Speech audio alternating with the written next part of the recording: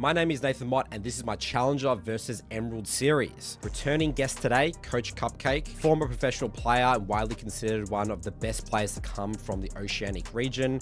We're going to be talking about Alistar today, getting into the details of the way Cupcake views his item build, adapting to draft, mindset to winning games with Alistar. This video is brought to you by the We Teach League Coaching Academies. More about that later, but let's get into the details with Cupcake on his Alistar. Cupcake, let's start off with Alistar's build, the way that you see the champion. Typically, the way that I like to start these segments in these Challenger vs Emerald series is look at the item build, but I want to jump straight to the runes. This is the most interesting thing to me here. Looking at your match history here, Cupcake, you know, you've got Spellbook, we've got Augment, you've got Aftershock, Phase Rush in your recent game. Walk me through, what's the thought process here? Yeah, so there is quite a lot of personal preference. There's not like one keystone is just by far and above the best. In a lot of pro games, you're just going to see a bunch of Spellbook because that's just favored for all melee supports at the moment, and most supports, to be honest. But the way that I conceptualize it is Aftershock is the best against engagers, so that you can be that kind of defensive frontline for your team. You can just goal keep, push the enemies away, be really tanky. They can't get through you.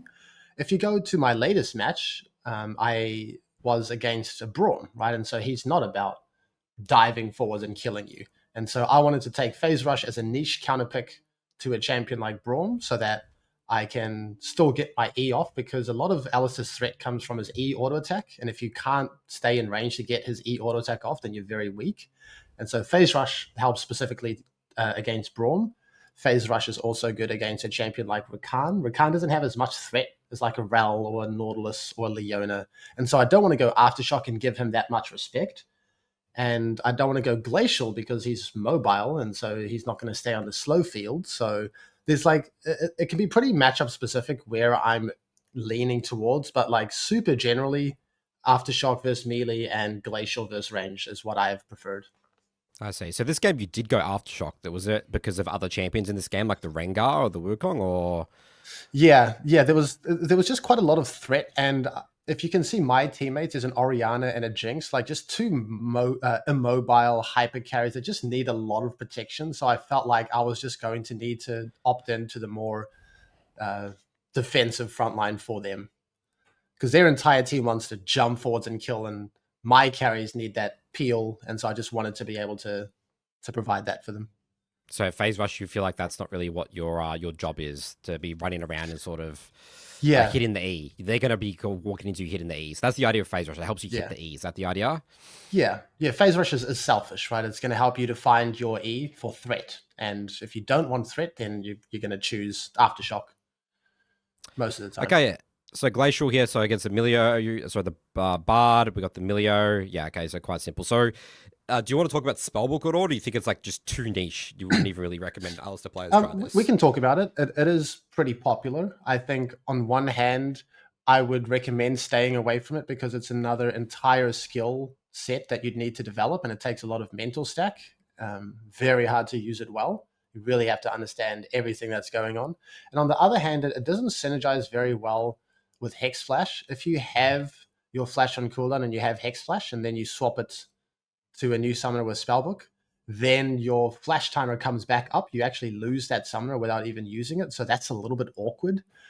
And it just hasn't felt as impactful, to be honest. Like most of the time, it doesn't help you to be super tanky or to find your E auto attack. And that's really important for Alistar. Like the Glacial, slowing them down, getting that E auto attack, or the Aftershock just being really tanky and impossible to ignore. That's just felt better. But it's not like your decision between keystones is not going to be game-changing, the difference between winning or losing. This is just what I have felt is the best. Okay, so let's talk now about specifically the items. Actually, no, we should go into the runes specifically about actually the components you take here. So, Hex Flash, do you think this is like the most important thing? You always go Cosmic Insight second, right? Yeah. Always Hex Flash and Cosmic. Yep, you can't play Alistar without this. He has a pretty middling engage range, right? So he needs to have the help to extend his engage range, and Flash and Hex Flash are incredibly important. And the difference between an Alistar in Fog versus an Alistar just charging at you from the front, right? It's a lot easier to deal with the second one. And so if you can find creative flanks with flash and hex flash, it goes a very long way. All right, so let's look at the runes of an aftershock, and then with this much. If we're taking aftershock, we're against like a pretty short range burst comp, and so bone plating is probably going to give us more value than second wind, even though like Alistar never really gets one shot, so you always get second wind value. Just the type of trades you're going to find yourself in are going to be more explosive. But you can absolutely make an argument for second wind over bone plating. That's not going to be that big of a deal. It can just help in a pinch. But in terms of overgrowth, I think this is pretty inarguable. I think having that flat health is so incredibly valuable on Alistar. The more flat health he has, the more effective tankiness he has when his ult is popped, and it scales with him very well. It helps his passive. So and also, like, if you are playing the more defensive reactive identity, you're going to be a little bit more around laners and minions, and you're not going to be going for crazy flanks, right? You're going to get a little bit more XP. You're going to get a little bit more value from the overgrowth, and so I think it's pretty strong for him. And then now the Glacial Augment page against range champions. You go, I mean, obviously, again, we have to take the Cosmic and the Hex Flash here. Cookies, Biscuit, that's anything else here? No alternative, really. Gives him a bit of health, which is useful. And then I assume, again, the whole combo in with the Flash, the Nimbus Cloak, right, with Flash and movement speed is going to help you a lot, and then Celerity, bonus movement speed. Synergize well together. So the main synergy there is Hex Flash and Nimbus, right? So you're Hex Flashing out of fog or out of a bush, and then you get that burst of move speed to get in range to find a combo that you otherwise wouldn't. And it's not really worth going Resolve secondary. Like, you're either taking Aftershock and being tanky, or you're not. And so it's better to just say, I'm not going to be that tanky. I'm going to find combos and have higher threat instead. And talking about the stats, anything we change up. Let's look at an Aftershock page here. Let's see if you switch them up here. So yeah, we've got some switch up here. What's the thought process? Again, you're against range champions, so you don't really need the extra health. Is that the idea? You just need movement speed? Yeah. So the idea against range is you trying to get in range and kill people. And the idea against melees is you're trying to be as tanky as possible. So you're either choosing between flat health and scaling health on the third rune shard for the Aftershock page, just depending on the matchup. Like here, I'm versus Jhin and a Leona, right? That's a lot of early base damage. So I'm like, okay, I probably can't greed double scaling health, so I'll just opt in for flat health and get through the early lane a little bit easier. But what's the sort of matchup you would go double for scaling? What matchup would that be? Maybe if they have a weaker ADC. Jhin has a lot of base damage, a lot of threat. And so, I don't know, if there's a Jinx, Vayne, Zeri, maybe even a Twitch, something like that. Just less threat. Okay, item build. Walk me through this. The boots. What do we got? Boots. Yep, so just kind of like the similar theme. If we are trying to team fight and peel and be tanky, we're Lucidities. If we're trying to run around and kill people, we're Swifties with the range build. There is going to be a little bit of nuance, but that's going to be the broad approach. Sometimes Alistar has a lane that he wants to do one thing against, and then transitioning into the mid to late game, he wants to do something else. So maybe if you find a build of mine where I take, Glacial and Lucidities, we could kind of talk about it if that happens anywhere. Happens here. Yeah. So like for the lane, I don't want Aftershock against Rakan. That's too much respect. And I want Glacial to lock down the Kai'Sa and the Orianna. But I also don't want to fully index into a lot of movement speed. Like they still have relative short range, right? Like Graves isn't the longest range champion. Kai'Sa wants to dive forwards. Rakan wants to dive forwards. Sion's a frontline. And so I didn't want to all in to either just run around and try to kill people constantly. As long as like you understand what each decision means, then occasionally you can do a bit of mix and matching. Lucidities is better for peeling and team fighting. Swifties is better for running around and killing people. Aftershock is better for, peeling, team fighting. Glacial is better for high threat. And so sometimes like you're against a lane where you want to have higher threat, and then you're against a bunch of short-range melee champions in the top side that you want to index towards that in your items. If that makes sense. Yep. Yeah. So it's really sort of just structured again, like, you know, you mix and match again the whole boots and the runes based on, again, it's really based on, you know, the whole melee versus ranged and all that, and sort of what your goal is in the games. Yeah. Okay. Anything to mention here about our item build now? Yeah. What so people need to know? Most of the time, I haven't been building Redemption. I just wanted as much tanky stats on Alistar as possible. And I also do really enjoy Zeke's. I think it synergizes very well with Alistar's kit. Like, he can stand on top of people. He's super tanky. He can get a lot of procs in it. It helps him to get a second combo off as well. So I would say, like, if I were to just recommend a really easy setup, it would actually probably be Locket and Redemption. Zeke's is, you have to know it. You have to embrace its spike and use it. And Locket is just like, there's a team fight, you press it, you'll probably get decent value out of it. Redemption, bunch of people on the screen is probably going to do something. So I would probably recommend Locket Redemption into generic tanky support items. But what you'll see with my build a lot is Zeke's. Zeke's and then Locket and Knight's Vow, or Zeke's and maybe a Redemption, and yeah, man, as a support, obviously we're probably not really getting higher than 3 items, especially in high-elo. This looks like here, so you do like going to Zeke's, Locket, and then, Knight's Vow, something like that. Yeah, just a bunch of tanky stats, bunch of health, bunch of ability haste. Like, health and ability haste are super important for supports, and especially melee supports. And that's what I'm trying to build towards when I'm trying to be tanky in team fight. Okay, nice and simple. So let's see what the general community are building and what they're prioritizing. So in terms of support item, we didn't really talk about that. Looks like you go the Celestial Opposition. Looks like most people are going that every single game.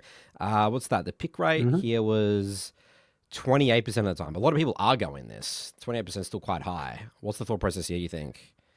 Yeah, so I think it should be Celestial every time. It just synergizes too well with Alistar, but you do have to be cognizant of Celestial on top of you. Like, if you just get hit by some random ranged damage, then it's going to do nothing and be useless. But it synergizes so well with him. It helps him to stay healthy, and it also helps him to find his E. Like, you go in, and then you get this AoE slow, and then it guarantees your E auto attack to land. So fantastic item for him.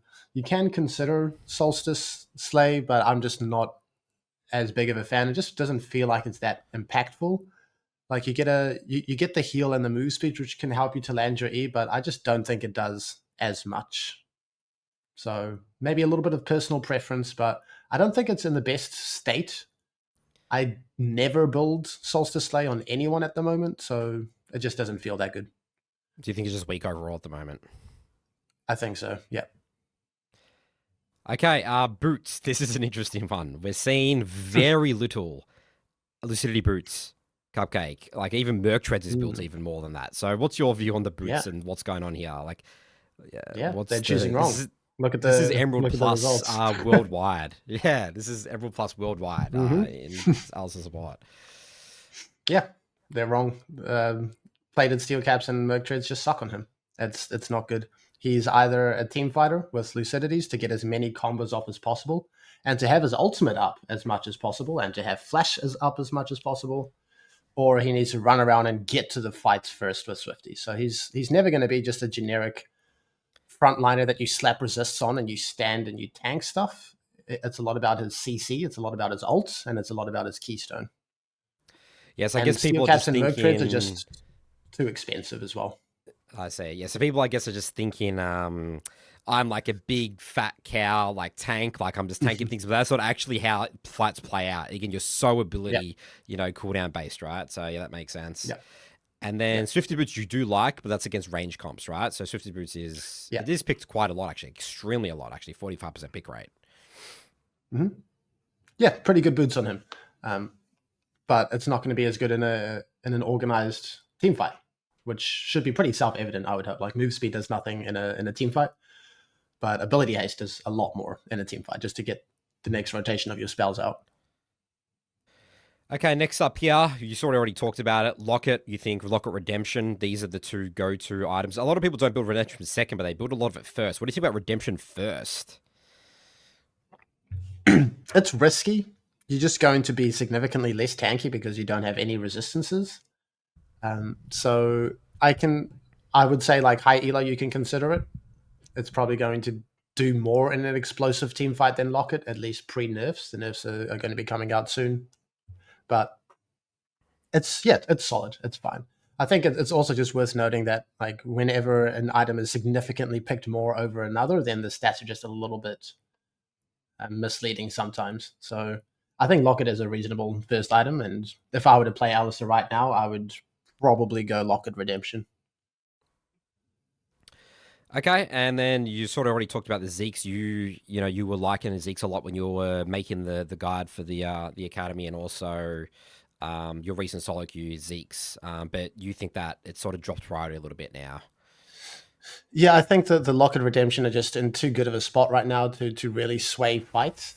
And while I appreciate the extra resistances you get from having a build like Zeke's and Locket, it's just going to do a little bit less. I think there are just quite a few fights, quite a few neutral objectives that you can get a lot of value with a well-timed Locket and Redemption. So that's what I think. But I mean, you saw my match history. I'm winning a lot. I didn't build Redemption at all, and so it can be like a little bit of personal preference. Like there isn't one keystone or one build part that is broken on Alistar. Like we're just trying to do our best and figure out what makes the most sense at the moment. And if you can make an argument for something, most of the time it can work. And the rest of this looks pretty self-explanatory. Again, we're not really getting into 5 items. I mean, what do you want to talk about? Thormal, this is really highly picked. What would you go, like, sort of to finalize your build? Such a bad, awful, never build this item on supports. Okay, I can't believe people are doing this. Like, it literally does nothing. Like, if you want to apply Heal Cut because you want to kill someone, then you need to build Oblivion Orb. But they're not going to be hitting you and then running away and applying Heal Cut to themselves. It's a bit of a head scratcher for me. I will mention that Trailblazer is something that you can consider in like ranged matchups as well. If you want to run around and kill people, then you can rush Trailblazer and then go into the Zeeks or the Locket and the Redemption line that you would afterwards. So Trailblazer first main item you would recommend if you are going to build this. It's you can definitely consider it. You don't do it every time, but if you really want to index into running around as quickly as possible and finding picks, then Trailblazer first would make the most sense. Any other items you want to talk about here, Cupcake, that you think maybe are underrated or that you think about? Not really. There's not much room for creativity at the moment for support builds. Like there's nothing really cool, and it just feels like we're building generic support items and just doing our best. Riot's nerfed so many different lines of items that nothing feels great, and that's just where we're at. Yeah, it's very sad when you put it that way. Very somber, just zero creativity. Like I'm like talking about looking, all these other like mage builds and all that sort of stuff, and then here we go for melee supports. Yep, junglers and top laners built all of our items and got them nerfed to the ground, and we're suffering the consequences. Love it. All right, let's jump into the practice tool now, Cupcake. Okay, so Cupcake, first demonstrate what is the combos with this champion. How do you generally look into fight? Yeah, so I guess we'll start with just the most basic and maybe the most famous League of Legends combo ever, which is just his W into Q, his headbutt into pulverize. You charge forwards and then you're just going to press Q afterwards. And fortunately, it's much easier to do that than it has been in the past. All you have to do is just press Q anytime after your W. You just got to make sure that you're in range for W, because if you try to W something and you press WQ, like you're just going to slam the ground, right? And that is something I've seen this a lot. Happens a lot. I see this a lot. Yeah. So what you actually need to do is make sure that you're comfortable reacting to either the sound or the animation of his W. If you're trying to play it by feel and you don't quite have the range down, and then you mess up, like you're slamming, right? But if you just say screw it, when I see him move, I'm going to press Q, then you can do it every single time. Or on this skin specifically, he starts mooing, and if you hear that moo, then you can kind of press Q if you're more of an audio guy. But that's just the absolute number one thing, and the pro players do this. I saw a pro in LCK like yesterday. Tried to flash combo a bunch of enemies here, and then he just kind of like did this, and I'm like, oh my god, what are you doing, man? So like everyone still does this. Don't underestimate it. It's simple but not easy. But you really have to have the champ mastery and presence of mind to just wait and react. Wait to see your champ moving forwards. Trust that in that time you can press Q, and then you get the combo off. So that's the super basic combo. It's like lock in. Incredibly so necessary. You got to lock in and not stuff up that, because if you that's like end of review, like game losing if you miss a combo like that, right, at a crucial time. So focus up with, I guess, Alistar. Yeah. Okay, and I can talk about some other combos or mechanics. So if you want to chain CC someone, there are many ways to do that, but the first is to headbutt into terrain and to not just combo someone who's next to a wall. Because if you can headbutt someone into terrain and then Q, that's a lot more CC. So if you use your E as well, like you're literally just going to, okay, well, you've got to be careful about that. You also have to understand the ranges of terrains. But if you want to chain CC someone by yourself, you can do that, right? And it's just so much CC, your E, your W, your Q lined up. But yeah, on that note, like you want to be careful, right? Like you need to understand, if I headbutt this thing, is he going to go over the wall or in the wall, right? So you really got to feel out. If you push him past halfway of terrain, they'll just get yeeted onto the other side. So, you know, you got to figure out a lot of champ mastery, a lot of practice tool, actually. I've never recommended practice tool more than I do on Alistar, just kind of like feeling out these different things. But that's the best way to chain CC one person. That's the easiest way to chain CC one person. There is like an extreme difficulty to chain CC one person. He actually has quite a lot of niche mechanics, to be honest. You'd think he's a simple champion, right? But he's got a lot going on. So at a high level, we're trying to maximize the duration of crowd control, right? Like we're trying to like min-max the time where they're like knocked into the wall, stunned, and then Q, or maybe even like running away. Like I guess my question here is, how do people stuff up the CC? Like, I imagine a lot of people, especially lower ranks, miss kills because they're not maximizing the CC duration. Yeah, so headbutting into terrain is maximizing CC duration. The rest of these combos is going to be about the speed of which someone gets locked down. Because this is, like, look at the difference between these two CC combos, right?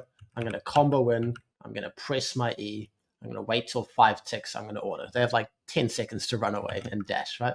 But if you start your E at the appropriate time and time your auto, like, well, I didn't do it that time, but time your auto with the 5th E stack like that, it comes out much faster. That can make all the difference in the world. It's a really big deal.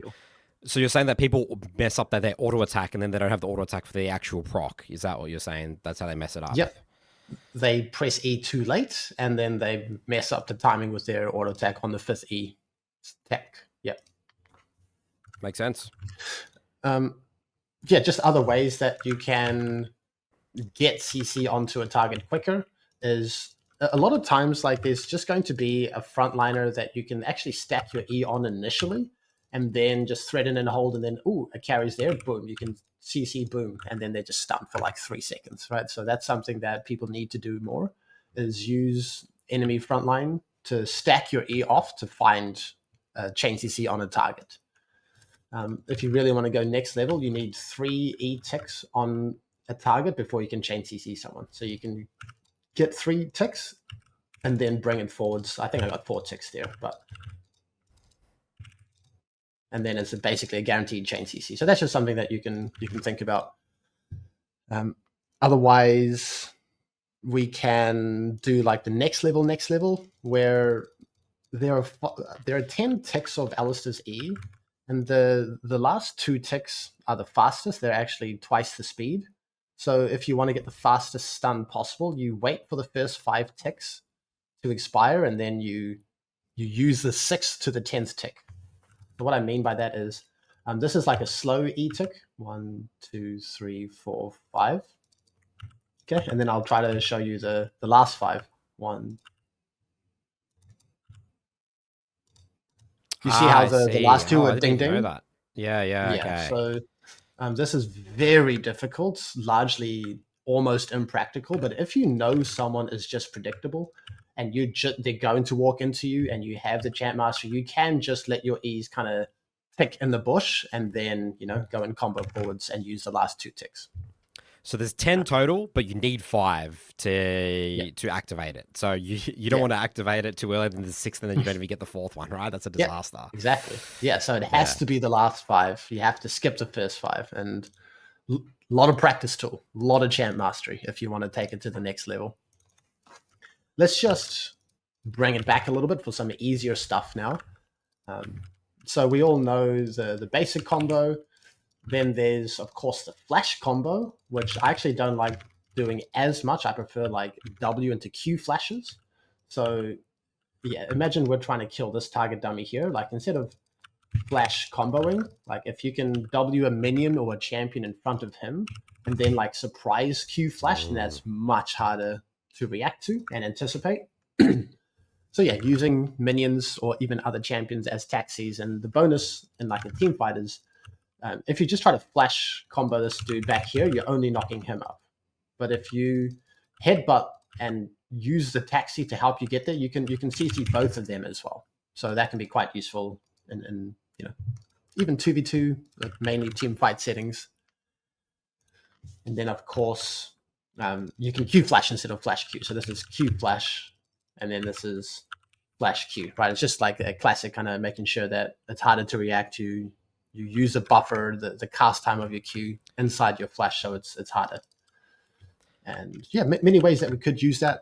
Probably the most common early on is just feeling out your Q flash range and then getting behind someone and headbutting them. Seems pretty straightforward, right? But a lot of people mess this up. They kind of take too long, and then the other person reacts and flashes away. Or they Q flash and then they can't find the hitbox, and then the headbutt comes out too late, and then the person gets away. So you got to Q flash, you got to find the target, you've got to press the button, right? Easier said than done, but that's reality. Yeah, this does look like a champion spending the time in practice tool to just get a feel of the ranges and practicing the whole Q flash.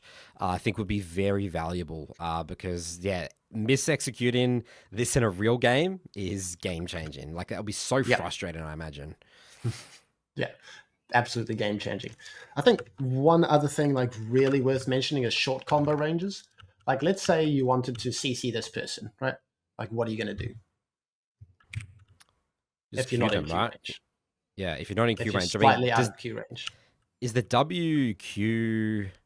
That's really hard to hit, is it? Is that why you don't want to do the WQ on the short ranges? You do want to, but it is hard to hit. So you've just got to be ready to do short combo ranges sometimes. Okay. So this is like long combo range. You should trust yourself to react to the animation. And then short combo ranges, you just got to press the buttons really quickly. And of course, you're going to be in range, so you don't have to worry about reacting to the sound or to the animation. You just press the buttons. And it comes out more. This is what I see. This is what I see in a lot of games with Alistar players, even like high-elo players, where they're short range and they just knock them. And there's, exactly right. Right. So I've seen this so often. So I guess that's another way again. You can completely butcher it. The short range combos can be really risky sometimes. Yeah, looks like the easiest thing in the world. It looks so stupid when you mess up, but you gotta practice short combo ranges, and it's as simple as just pressing the buttons just really fast after each other. That's it. Nothing special, but you have to have the presence in mind in the moment to be like, okay, this is short combo time, and then I just boom boom, or this is long combo time, and then I'm going to react to the animation. Awesome. Anything else you want to cover here before we move into the game? Cupcake? This champ is too fun for me to not talk about some more stuff. So there's the mind games with his E. So let's say you're against a Fiora with her parry, or a Sivir with his spell shield, or a Nocturne with his spell shield. Like his E is really telegraphed, right? So you don't want to stack up the E and say, hey guys, please stop that spell, right? So that's where you can stack it up and then play mind games. And you can channel your auto, cancel your auto, and you actually have quite a long time to actually order before it wears off. And understanding that how to play this mind game, like canceling auto and then eventually getting it out when they waste their spell sheet or defensive tool is a pretty big one, to be honest. Comes up more often than you would think. Yeah, you don't want to make it Another super one. telegraphed and super obvious where it's like, oh, here's my 5 thing. Get ready. I'm going to stun you. Yeah. Yeah, exactly. And it's the same thing with your combo, right? Like your combo can be pretty telegraphed. And if you know someone has flash, you don't want to just, you know, just look at them and then, you know, they're gonna flash it, especially in like mid or higher elos. Honestly, most people would probably be comfortable flashing like a max range Alistar combo by now. So what you can do is you can do like a bit of a mind game, where you can pretend like you've given up. You're like, oh damn, I'm not in combo range. Oh, I care about something else, and then boom. Just like a little bit of mind games, a little bit of leading. Like if Alistair's staring at you, you're always ready to flash. If he starts to click like this, then maybe you'll be surprised. So you pretend to run away, and then really good mind games. That's fun. Yeah, there's a lot of little fun techniques, I guess. I guess the thing is that Alistar's so predictable nowadays, especially against highly players. You have to really do the mind games thing, otherwise you're just too easy to play against. You're too telegraphed, the champion. Yeah, his kit is so simple, so it's up to you to be creative and precise, and that's why he's such an incredibly fun champion. Last one, I promise. But this one is like, let's say you want to. Let me just get rid of some target dummies. Let's say you want to combo this guy, but he's just slightly out of range. What you can do is there's like a minion wave here. You can just combo on a minion that's in front of him, so that you can actually still CC him. And this is going to be, you know, most used in lane, like when you're trying to set up a gank, but he's not quite in your combo range because he's spacing your combo range, but he's not spacing your Q range off of like a minion. So that's just like a minion combo. You just combo a minion near him and still get the knockup with your Q.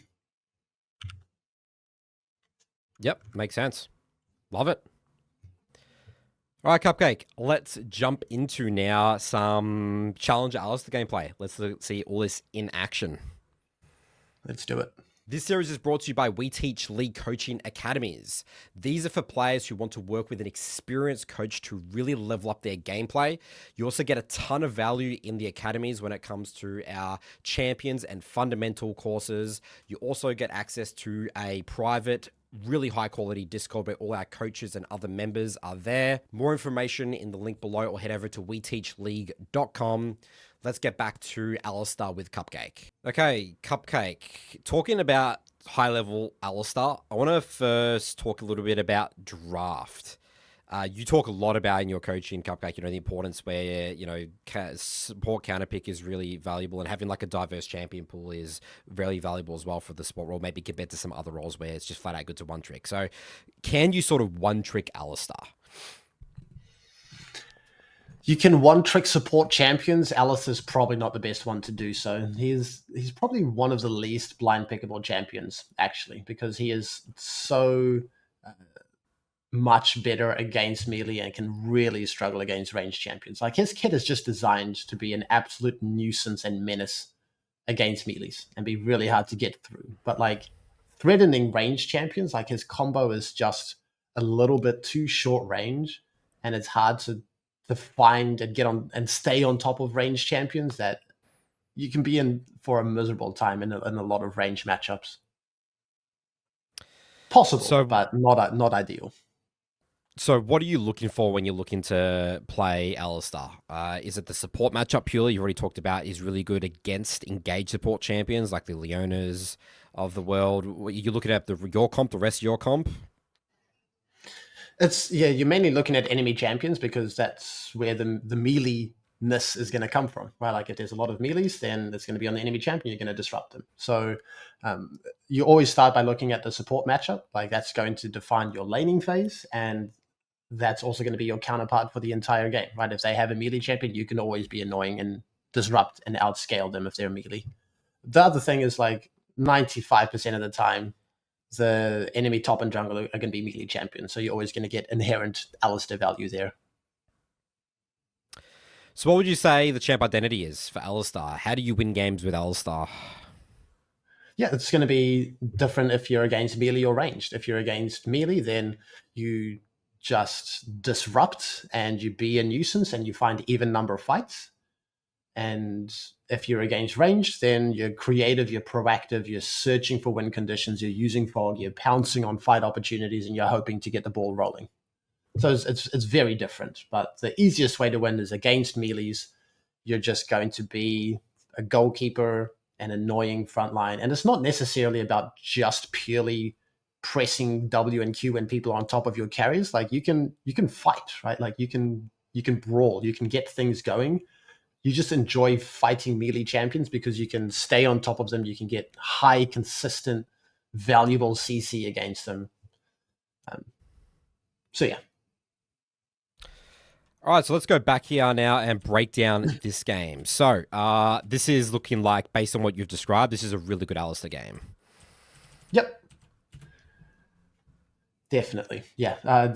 Just the bot lane alone, I'm very excited to play against because they're quite one-dimensional, right? Like Samira is a very one-dimensional champion. She's short range. She can only try to all in. Otherwise, she's useless. If she doesn't snowball, she can be pretty useless. Rel, engager, melee champion, can't do anything from range. And so I'm very happy to be like as disruptive as I can to their plan. Okay, and talking about level 1, skill order is actually something we didn't talk about in the beginning section. Whenever I play Alistar, because I don't have the WQ level 1, when do you go Q, when do you go W? What's the thought process here? Yeah, there's going to be general and specific. So generally Q versus melee, W versus ranged. You're not going to get in Q range of a ranged champion, so don't take Q. You'll notice this game that I take W versus Rel because it's easier to disrupt Rel's dismount with your W versus your Q. Like you can always just charge forwards and headbutt her out. But if you're trying to buff a Q on her dismount W, then oftentimes she's going to land W. She's going to apply her aftershock. So it's just going to be less valuable. So that's why I took W this game. Yeah, so matchup specific. And then I assume that it's always, what do you, in terms of skill order again, you max Q first and then W second, E last? Is that how it looks? Yep. Q then W then E. Yeah, it's more valuable to have Q up more often than W up more often. Like Q is just such a valuable tool to apply a lot of crowd control. So I wouldn't recommend like trying to mix and match. Like some people want to level them up at the same time for combo cooldown, but most of the time you just need one combo to get in range, and then you need your second Q up faster. Talking about versing these melee engage supports, what do you do level 1 with the bushes? What do you like to do? Yeah, so it's going to be a little bit dependent on the matchup, but this game, my Nunu is sprinting to their bot tribush, so I opted in for that minigame, and that comes at the cost of this minigame. So now they have this bush warded. Rel found a creative way to be in fog in the alcove, and then she's going to jump onto me and surprise me and take a favorable trade. So it's hard to say, like, I shouldn't have done this because we're invading Sutrai, and I just have to be there. And so ideally, I sprint to bot bush from base. I drop my ward in mid bush, and then I'll go from there. If I see a champion or a ward in that bush, then I can adapt to that information. And if not, then I can stand in that bush and I can have some presence in the lane and try to get level 2 first. I see. So you ideally don't like this. You would recommend people just sprint in. I mean, obviously you have to evade with your team if your team's evading, right? But you would love people to just sprint here, just ward the middle bush, and then do you switch out to red sweeper trinket or do you hold your yellow trinket? Depends. But yeah, it really depends. Like, just the most important thing to understand is Alistar's pretty weak level 1, really weak level 1, pretty weak level 2, and he's a champion level 3. So like 99 times out of 100, we just need mid-bush ward to make sure we're not getting cheesed and annihilated on the first wave. And then you can think about if you'd rather have another ward for later, or if you'd want to have sweeper, maybe have a look at how much threat your jungler has, if he's pathing down or up. Have a look at the enemy jungle. Like, do you want to keep eyes on them, like a Kindred or a Nidalee or a Graves doing crazy stuff? Or do you not really have that much pressure to keep the river warded? So it really just depends. But most of the time, it's probably ward mid bush, base for sweeper. All right, so you just have to use your W there, I guess. Bit surprised. The aftershock obviously helped a lot, so you didn't have to burn any your flash or anything like that. But yeah, I mean, you lose heal in the early game. Yeah. Oh yeah, talking to you about this whole heal thing that's like popped up, like the heal versus ignite and all that. Yeah, so one of those spells are going to be better for team fighting and peeling than the other, right? Ignite is to kill people, heal is to not die. And that's my job, right? As long as I keep my carries alive and I'm alive, then I'm just going to output so much more in fights because my Q is so OP. I'm going to be building a lot of ability haste. I'm going to have an insane amount of frontline presence. And the other thing is that I want a little bit of help, if need be, to land my E auto attack. If I go glacial, that's the help for the E auto attack, right? But if I go aftershock, then sometimes getting that heal to get in range for the E auto attack is necessary. So you're going heal. I can't remember again your match history. You go heal with aftershock like every single time. Yep. Yeah. Ignite and aftershock, and you're too immobile, and you're gonna not peel as well. I see. And then you can go ignite with the glacial augment if you feel like there's more kill threat there. That's what you're sort of going. You basically always go ignite with glacial because that's the identity, right? You're running around, you're killing people. Okay, got it. Yeah. All right, so lane phase. So you do have a misfortune, which is obviously quite strong in the early stages of the game. So your mindset here is just to minimize until level 3. Given that we're against a melee matchup, we don't have to stress too much about level 3. Like, we can disrupt in the early levels as well, and that's another reason why the matchup's great, is you get to just kind of scale through the lane. Basically, what I'm doing here is just making sure that they can't jump on me or my ADC for free, and then we're going to maintain the shove. I'm using W sporadically to gain passive stacks. Whenever you CC a champion, you get a passive stack, and that can really help for sustain in the lane as well. But yeah, what's happened here is we got lane pressure as we should. I'm using my level 2 roam timer. It's just something you can do on Alistar quite a bit, actually, is roam on level 2. Because if you get level 2 first, then you're still not that strong without level 3, and you're comfortable letting the wave come into you and just chill and react and outscale, and you have a pretty threatening roam level 2. So that's the macro part of what happened there.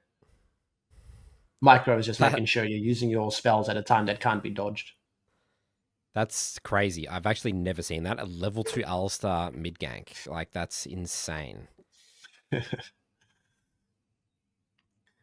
Yeah, I mean, I could have just stayed bot and shove pinged and made sure we had prio for bot scuttle, but look at my jungle. I don't think that's a concern right now. So that's just a decision I made in the moment. You don't have to, but you can.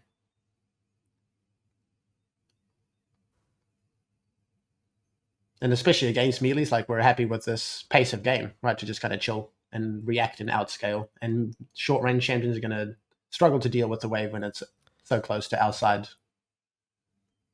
As you can see here, I'm quite confident. I'm like denying last hits. I'm trying to block Samira Qs. Like, they can't do anything with this wave state. Interesting. Okay, so you sort of so do you say that? Do people like ask, like, does Alistar scale, or is scaling even a question? Like, when you talk about support? Yeah, he outscales melee. He gets outscaled by ranged. Okay. So it's definitely this whole melee versus range thing. Yeah. Yeah, there's quite a lot going on through this entire sequence. Lot of micro.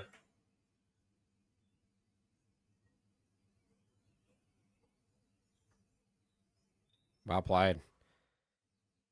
So do you want to talk about the micro here? Like, what are some ways that people would stuff this up that you'd see in, like, reviews? Cupcake. Well, let's go back to the interaction, between me and Rel. So first of all, I'm level 3. I have more threat. The wave is on our side of the lane, and so I'm going to be asking a tough question of the Rel. I'm going to be stacking my E on her, and then I'm going to ask her, what are you going to do about it? And then she kind of freaks out and thinks that she needs to pull the trigger, and then it's just not you see I'm stacking E, running to ADC, saying, Rel, what are you going to do? And then she pulls the trigger, but Samira can't follow up because it's too close to our tower for them to really find an all-in. She's too far away.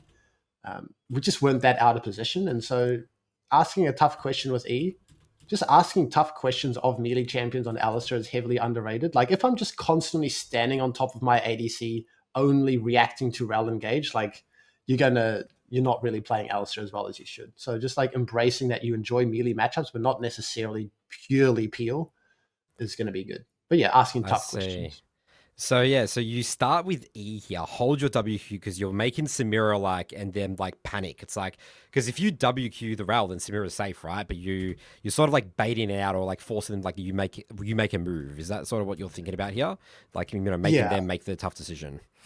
I can't use WQ on Rel because that's too much of my valuable, like, disengaging CC. I'm going to go fishing and put pressure on them with E. And then if she decides to send it, now I still have WQ to do whatever I want on the back end, whether that's combo on Rel, combo on Samir if she tries to follow up.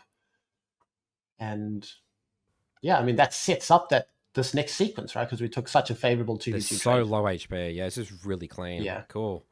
Very cool. And that's also like against Rel, you want to get her dismounted.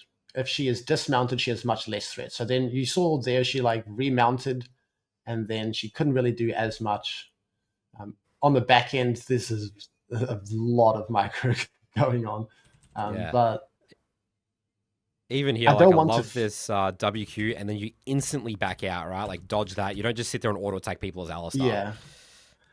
Yeah, and I don't want to flash combo forwards because that's very likely that I'll end up dying and Samira needs to get the ball rolling. She'll probably kill me. My ADC might die. The game might explode. So I just wanted to find a combo and then space Rel's W and then flash to make sure Samira doesn't have the option to like flash trade kill for kill just to get out of range in time, and then ended up working out.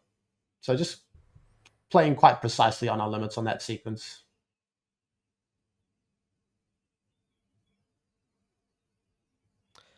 Beautiful. All right, deploys. I'm interested to see what you do here. You always talk about deploys, Cupcake. What do we do here? We sprint mid. Do we go back bot? The wave's bouncing back to us, I believe. Bot. Yep. I mean, we have a good run timer, right? We found a crash into base. Our tempo is pretty good. So I'm going to just keep my options open. I glanced at top to see the state of that lane. I'm obviously interested in helping mid if I had a mid laner, but I have a Nunu who's roaming top. So now it's just like, I just want to catch the XP here. There's very little for me to do if my mid lane is just top. So it's like, okay, whatever. I'll just go back bot. It's fine. So when you say you keep your options open, that's you saying why you deploy mid out of base and you don't go through bot lane. Is that the idea? Yeah. If I pass straight to bot, then obviously I can't achieve anything top. I can't achieve anything mid. And there wasn't much to achieve bot anyway, because the wave's pushing into us, and I don't think I could have been there in time to hold the freeze. So, like, at the end of the day, as long as you're actively achieving something with your position and your movements, then it's probably going to be fine. Like, the later the game goes on, the less time I want to spend bot lane. So, yeah. And you got your favorite brutes here on that back. That must be a very juicy back for you. Is that best case scenario a lot of the time, or would you rather like you'll have fun with some HP or some building the locket? Yeah, I normally like stopping for a Ruby Crystal against melee matchups because it's a combat stat, and that's pretty helpful. But if I have tier 2 boots money, I'm just going to get the tier 2 boots. It's just too valuable.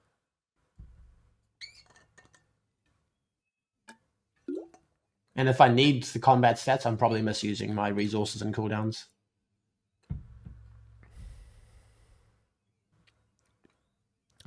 Do you think about getting to level 6 as fast as possible? Do you really think about your experience? Because I feel like sometimes there could be some over roaming, and then sometimes I see Alice is like level 5 by like 10 minutes. Is that something you think about? Yeah. Yeah, honestly, I've been playing around with thinking about it more on melee support. I think like levels and base stats are quite important for them, and level 6 is quite important. So again, it's not something that's necessary. You don't have to constantly be in bot lane until 6 or do nothing else. You don't have to constantly roam. I'm just playing around with the idea, and both can work. But at the end of the day, like, as long as you have a reason for what you're doing and you're achieving something, then we're good. Like, I could have passed straight bot there, just kind of like back pinged the rest of my team, maintained the freeze, hit 6, and then be unlocked. Or I could let that bot wave crash, roam mid, impact another lane.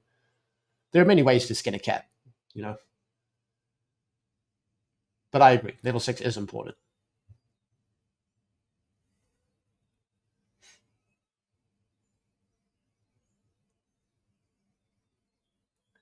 I'm paying quite a lot of attention to this mid lane because it's melee versus melee, and so they have to trade heavily, it's more likely that I'm going to find a valuable roam. And especially if we have the bot wave crash before so that my ADC is fine, then there's very little downside to that as well.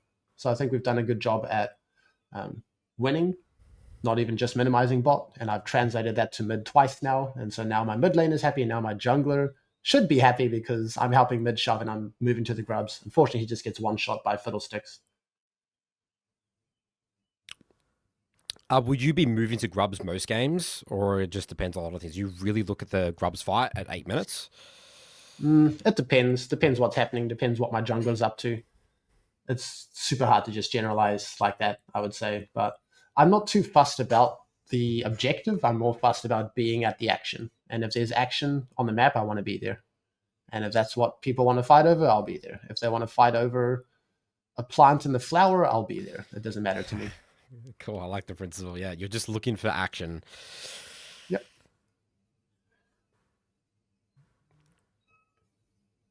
And you can see that I'm looking for action. I understand fiddlesticks, right? Like he's the best champ in the game when he has ult and he's in fog, and he's the worst champ in the game if not. So I really want to keep my eyes on him. I want to punish him.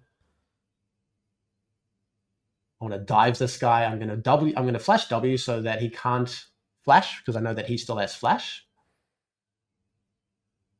And then we end up killing him.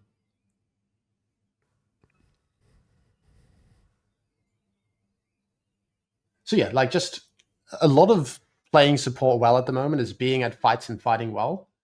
And to be at fights, you have to pay attention to your jungle. Like when they're active, when they're in river or further up, then you want to be there with them. And when they're not, you want to not be there. You don't want to just, randomly be caught out. And then fighting well is just going to be obviously champ dependent, but that's how you win games on support as a super general concept. So really tracking what your jungler wants to do is a huge aspect of support. I mean, as a jungler, I love to hear that, Cupcake, because I love syncing up with my support as much as possible, especially champs like Alistar.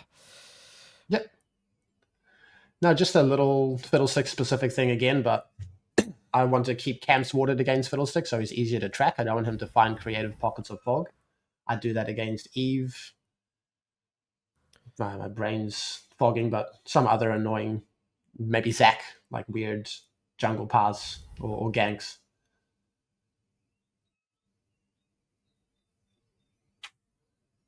It's a bit of supportal combat.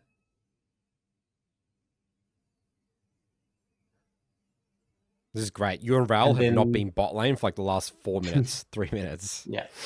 And you can see there, I tried the short range combo and I just ended up headbutting them away. And I think that Raul was almost in my Q range. I think they were in my Q range, but you never know when it comes up that you need to be comfortable with the super fast combo. And it's harder than it looks. So you should have probably just queued there, right? I think so. I think they were in Q range, yeah.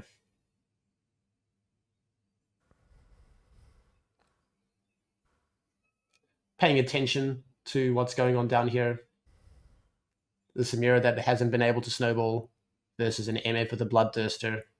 We're reaping the rewards of the early game now, making sure obviously if she was here, I'd just dive her, and she probably knows that. So she's heading home and my ADC is getting insanely accelerated.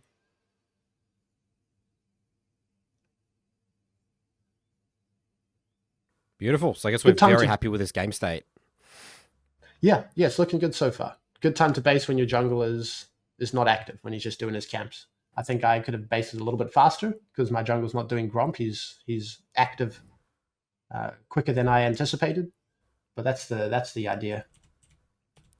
Why not any control wards off this base? You have 450 gold.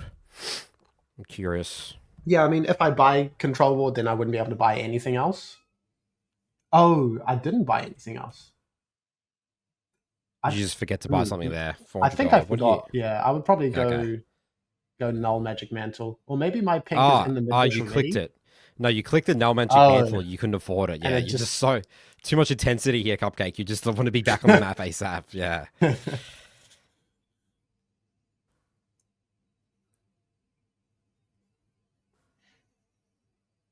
Okay. So yeah, just really paying attention to my jungle here. They're making a play topside. Let's respond with a bot side play. I'm talking about and constantly timing summoners, which helps people be locked in and make good choices as well. Yeah, definitely an underrated skill of supports, timing flashes. Yeah. Unfortunately, the heated up tower annihilates me through my ult, and the wave just... I also thought I moved here in time with the wave here, but it just targeted me instead, so bit of a misplay. But at the end of the day, like, the Samira is just screwed, right? Like, she's died again, she's lost another stacked wave. Such is the nature of dives, right? High risk, high reward.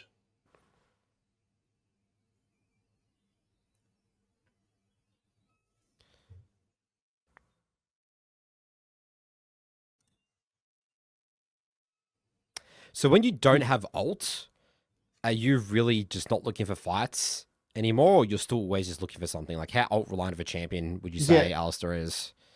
It's just like I can't combo and press ult and then tank 5 people. So then I'll just be more about kind of like peeling, kiting back, playing on cooldowns, or isolating someone. It's, yeah, when you have ult, you're indestructible and you can do whatever you want, basically. And when you don't, you have to be more precise.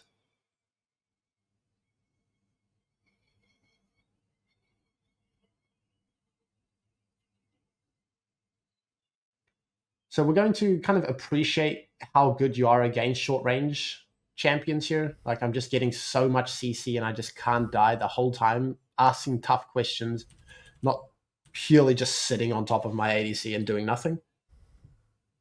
Of course, I'm trying to save my ADC here. Just understanding who you should target as well. Like, I put my East on the Pantheon there because he was the one that was threatening to catch up to my ADC.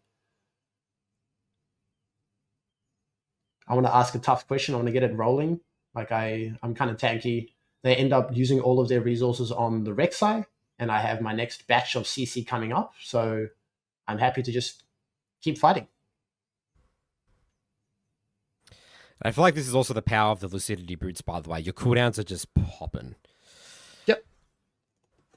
Yeah, even number fights, ability haste is insanely important. Okay, first, your bot tower's down. So, really curious to see now how we think about closing out this game.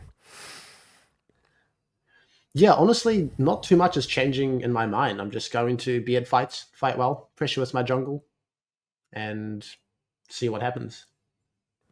Obviously, so right now your jungler's on Krugs, so this is a good time to base because it's hitting camps. Yep. Gonna get my Zeke's, I expected him to kind of like clear more camps and go to Dragon, and he's just active right now. That's fine. I mean, it's very hard for you to, as a support, to catch up to top lane. So if he wants to make his play there, then that's up to him.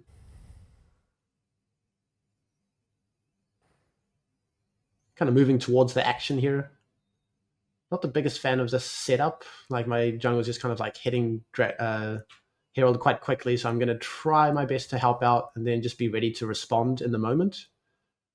You have to be decisive here, so I'm going to kite Rel's W, stack E onto her, and then decisively flash and kill the Pantheon, and then we can kill Rel on the back end.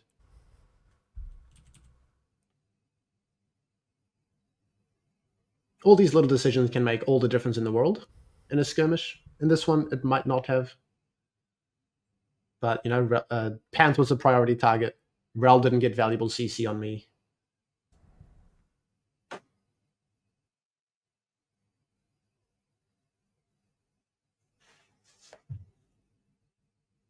So yeah, these fights are really important to be, I guess, thinking about who your key CC targets are. Have to really looking out for that. Yep. Then, as you can see, one of my wards ends up spotting Fiddlesticks on the camp. We saw his ult was telegraphed. And get another kill. Yeah, you're making this Fiddlestick's life miserable. Just, again, warding the camps is just really effective. And just making sure he's not getting any free ults off. Because that's really I guess at this point, that's really the only way you lose this game, right? There, we could just probably Fiddlesticks. Yeah, Getting some 4 5 man I ults. like our win condition is becoming a little bit one dimensional. Like our ADC is insanely strong, and the rest of the map has been running it a little bit, and so it gets a bit scary because they have basically 5 go buttons, and one of them is going to work and kill my ADC, and I'm only a lone cow. I can't disrupt everything, and so we can see how the game pans out. But we have a very clear identity, which is, yeah, you can see the tab there, right? Like MF is looking good, and others not so much. All right, so your misfortunes coming to mid-wave here. Rek'Sai's hitting Raptors. I guess this is more of like a red light right now. You probably don't want to get too aggressive. I'll see so many Alistar players run into there, by the way. Is that the reason why you're not running in there? You're waiting for your carries?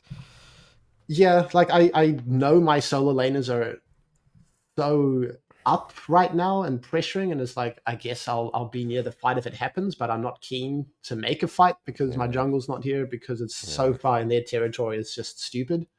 But I'll be nearby if I can help out. And now I know Fiddlesticks no ults, and Now your team's worst champ in the game if he can't find an ult from Fog, so I'm going to kill him. He can't handle an explosive fight, so. And of course, I'm talking a lot about Fiddlesticks. Welcome to League of Legends, right? You just got to understand champions and some extreme champions, right? Like, do you know how to play against a Fiddlesticks? Do you know how to play against an Eve? Do you know how to play against the Pike? Sometimes that can be a free win if you do. Otherwise, here, just like being unkillable, constantly rotating CC, being an absolute menace, asking tough questions against melees the whole time, and then we just have too much going on, too many stats and CC as an Alistar versus melee, and we end up cleaning up on the back end with our super fed ADC. Okay, pop a recall. Looks like maybe the next objective, would you say, is Atakan? Honestly, don't really care. I'm going to pay attention to my jungle, and I'm going to be at fights. Okay. That's it. Yeah, I guess I'm the Not gonna jungler. I'm the one overcomplicate it. going to be going to the objective. So you're just thinking about, I'm just adapting to my team. If my Rek'Sai's diving top, I'm diving top and giving Atakan. That's your mindset. Yeah, like I'm not going to ping my Rek'Sai to go to his Gromp and then to end on top. Like he'll do his camps, and we'll see what happens. I don't want to micromanage like jungle camp rotations, you know? Yeah, I see. And I also Very don't cool. want to ping him to do something when his entire camps are up, right? Like I value jungle efficiency as well.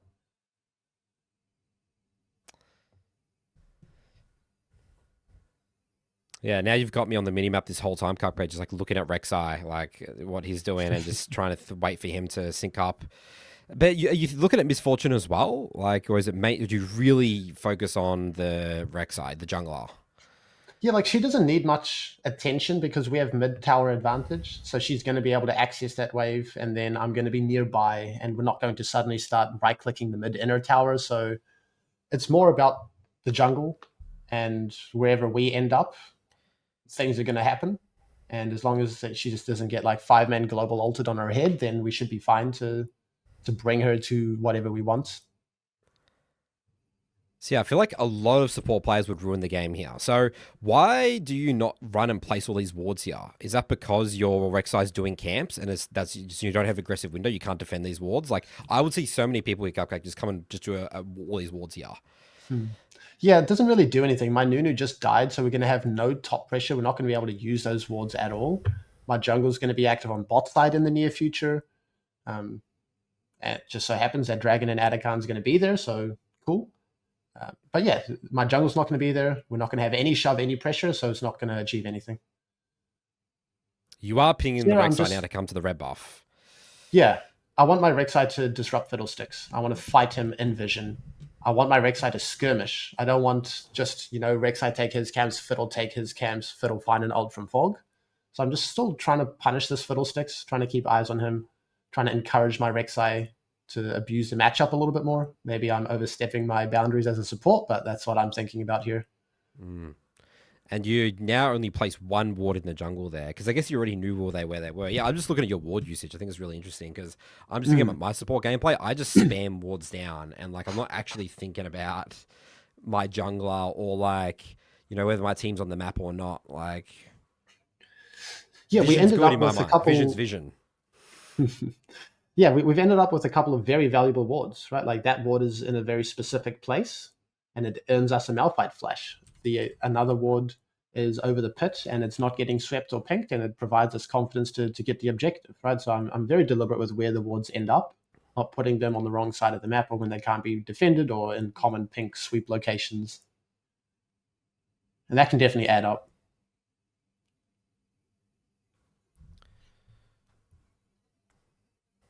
Okay, so here I'm trying to ask tough questions to disrupt. Like, I know Fiddlesticks and Malphite want to find somewhere to just ult from, so I'm trying to lock them up. But I just have 5 people that can jump on my ADC. My ADC gets jumped on. I think it was maybe like a Pants Pantheon ult. must have been, yeah. What happens here? So this is where the game gets tricky, right? Like, on one hand, should I just sit on top of my MF and press W on a Pantheon ult? I value asking tough questions, and I think it's a reasonable, like, taking a 2v2 like this is pretty reasonable for the Alistar and the Rek'Sai here, just so Malphite can't ult for freely, just so theoretically Fiddlesticks can't ult that freely. But our comp is like, or our win con is so one-dimensional that they just need a full send on our MF, and then we just collapse. We have no source of damage at all anymore. Don't really have damage, yeah. And so, I mean, I just greeted for the third hit on a ward here that I shouldn't, and I'm going to pay the price. It is what it is. Obviously not going to impact the outcome of the fight. So, like, I'm kind of in problem-solving mode now of, like, how do I win this game? They have so much engage. We have such a straightforward win condition that they just need to kill her, and I can't do it by myself. So I'm struggling to understand, strategically how to win this game. I'm happy to, like, press my buttons well in a fight, but I also want a strategic advantage if I can. And this is a trap. Like, Alistar is not a Janna, right? You don't just sit on top of someone, be valuable from range, and hard counter CC or hard counter engage. It's like you're disruptive to melee champions, especially over an extended period of time.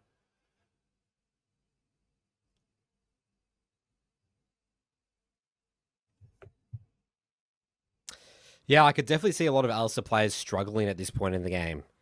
Where maybe they're, like, overplaying or over-engaging, or they're, maybe stuffing up some fights. Because, yeah, like, you sort of scale, but there's still that burden of execution I'm getting at. Would you agree with that?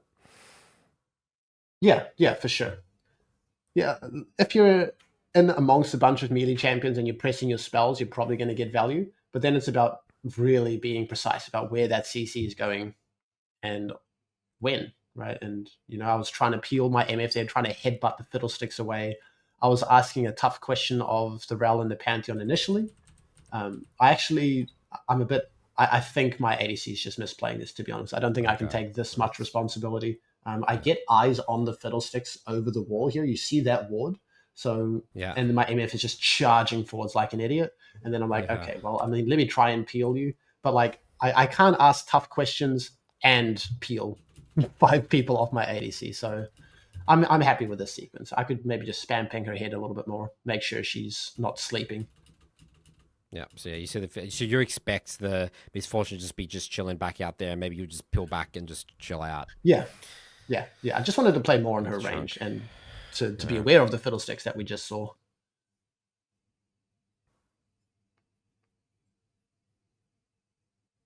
Yeah, I'm curious to see how you review these fights, Cupcake. Yeah, so, I mean, fight's over once my ADC's dead. And so as the game goes on, I'm probably going to become more and more just, like, hyper fixated on, okay, whatever, let me just peel ADC. And then if my top side ends, they end. And that's what we end up at eventually. Here you can see, like, I'm trying, like, my champ is very effective in these moments, but, like, my ADC is just dead and we have no damage. So as good as situations can look, we just have no other win con. And so that's something that healing through you guys. Yeah, I mean, that's something that I sometimes struggle with, is taking, like, the purely defensive reactive. I'm not saying that's always good or always bad, but I think in a game where our win con is so one-dimensional, I still don't know what I should do. I'm still not convinced I just sit on my ADC and don't ask tough questions and don't, like comboing on a Rel and a Malphite with an ulting Alistar and like really making them stress to use their spells or they just get chunked. Like that's quite valuable for a fight. But I'm also losing faith in my MF being able to carry and to space properly. So I'm probably going to index more into just reacting and saving her. And we'll probably notice that as we move on. Quite a stressful mid game, honestly. I feel like it's so easy but so hard to win.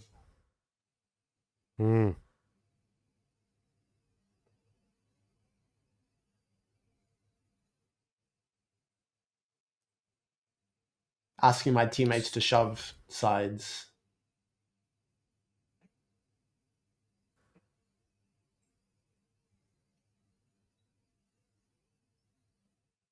Okay, Misfortune's going back to mid-wave. Yeah, so here you can see I'm pinging Fiddle, I'm pinging Rel, I'm saying I'm going to peel my ADC, and then my top side is just like getting way too funky, and then my ADC is just getting blown. No. So I'm like, I don't know, guys. This is the moment where I'm saying, screw it. My top mid and jungle can run it down and I will completely ignore them. I'm just going to sit on my ADC because that's kind of what it felt like in this moment. Yeah. So I guess the problem with this situation is that everyone's leaving Misfortune. Your team's trying to like ARAM or like go for the top tower, all melee champs. MF is misplaying a lot as well. She's misassessing, like misspacing. She should never be in Rel W range. She should have her E. So there's just a lot going on, and you can see that I'm torn, right? Like I'm kind of between mid and top. I'm like, if there's a fight top, I kind of have to be there, but I am scared for my MF. So League is about problem solving as well, right? And eventually I'm gonna find the best solution in the game and apply it. And I think the best solution in this game is just AFK on my MF, just with how everything's panning out.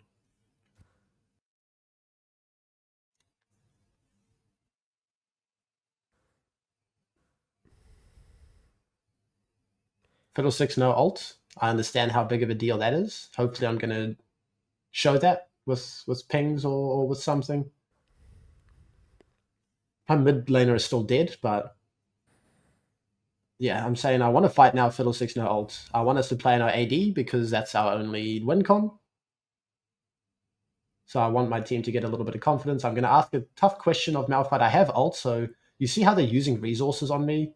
And then here you can clearly see I'm like, peel AD. Screw everything else. Asking some more tough questions. As long as ADC is alive, then should be fine. Beautiful. And that's so it's a bit weird because it's like, you look at, you talk about engage, champs, and like you would never really engage on a tank, right? Doesn't make sense. But your mindset is just to let them blow stuff on you to give your team space. Yeah. I mean, think of a wombo combo comp that can press the button whenever they want and whenever they organize themselves versus someone who's poking, prodding, disrupting, threatening to kill you, putting pressure on you to use your combo at the wrong time. That's what happened, right? Malphite altered solo onto MF because he was under a lot of pressure and no one could follow up, and then we're in a good spot.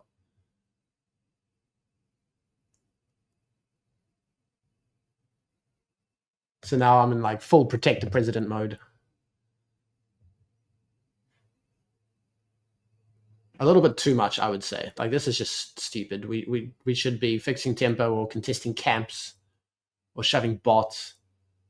So right now I'm just like the polar opposite of just follow AD around, make sure they don't die, because I've just been sick of what's happening.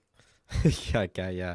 So let's say maybe if you're in a more confident position, or you'll just like ping this guy, let this guy rot, like die, and then use reset for tempo wards or something like that. Is that what it would look like? Yeah, this is massive. I can't let my ADC die. Yeah, I have no faith that she's going to make the right decisions, macro wise or team fight wise. So I feel a lot of pressure to just do everything in my power to make sure she doesn't die. And if I die for it, that's fine. But like what should be happening is I backping her. Ideally, she listens, and we don't just randomly click up mid until we die. She fixes tempo or contest camps or shoves bot or whatever.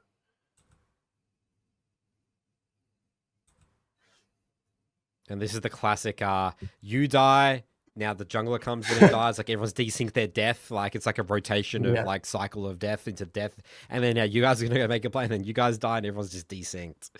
Yeah, yeah.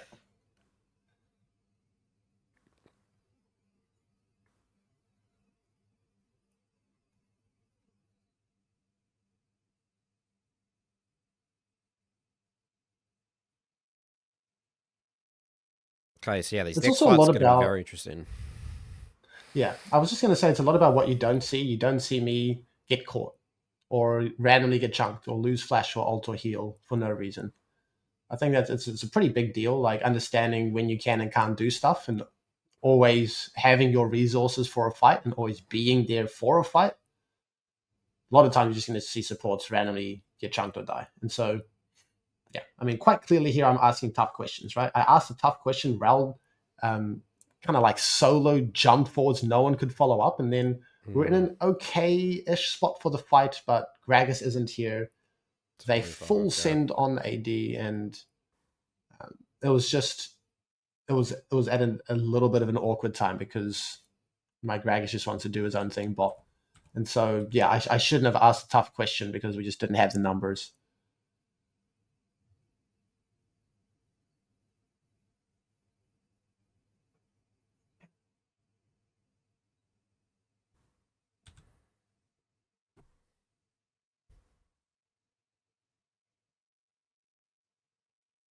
Still not sure how to win this game, by the way.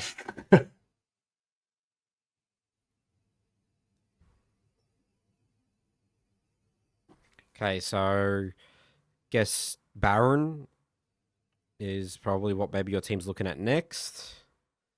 Yeah. Chuck a ward, hold in our other 3 wards. Yep, warding mids as deep as possible without them seeing the ward. Pretty good concept. Here, I just don't know. Maybe my ADC gets jumped on. Maybe I can collapse on Malphite and kill him or get some resources. Like I genuinely don't know how to win this game. So let's see if this works. Timing my locket with Fiddlestick's ult. And then we find some kills. And then lose the game. Yeah. All right. Well, definitely accounting. They actually ended up having more kills than you, by the way, Cupcake. I think, was it the scoreline something crazy than the other game? So, yeah, a good example, again, problem solving. But you even said there, Cupcake, this is the nature of solo queue. You didn't even have a solution with this game. You know, you could have just easily just lost this game, but you still were waiting for them to make mistakes, right? And you're sort of just fishing for things, right? But as you said, the key thing in the mid game, because a lot of people would say, wait, is this the reality of solo queue? Like, it's just a coin flip whether I win as a support or whatever. But you did a lot of things of not throwing the game, which allowed you to win the game. It gave you the opportunity to win the game in a way. Yeah. Yeah, I could always perform my role in fights. I always had resources. I was using my CC well in fights. And then it's just about where should that fight be? Who should my CC go on? And yeah, I mean, that last sequence, we could easily imagine Pantheon ulting on MF's head and she just getting jumped on by a bunch of people. And then, you know, she's dead and the game's hard. But I thought I found a window to collapse on the Malphite. It ended up working. So just, yeah, very strange end to the game. Still hard to wrap my head around, to be honest. But yeah. A good takeaway from this game is how much you're thinking about your jungler, especially in the earlier stages of the game, and moving to that mid game. I think that's a really useful, mindset. Yeah, like if there was a fight, I was there basically, and I had my resources, and I could figure out what to do with them. So if you're like reviewing a game and like improving at Alistar, would you say that if any fights are breaking out that you're not a part of, that's a really big review point? Like, why did I miss that, or why was I not there? Yeah, that's definitely a good start for sure. It's hard to make top fights in the early game, but for the rest of the game, fights generally happen with an active jungle, and you should be there. All right, Cupcake, let's now move on to the ADC synergy pairing tier list. If you're serious about improving in League of Legends, we have over 8,000 members in our free school community that are doing just that. Anyone can join. Over there, we have updated tier lists for every patch, as well as courses on how to build your champion pool, solo queue mindset. Link will be in the description below. Again, it's free to join. Let's head over back to Cupcake to talk about his Alistar. Okay, so Cupcake here.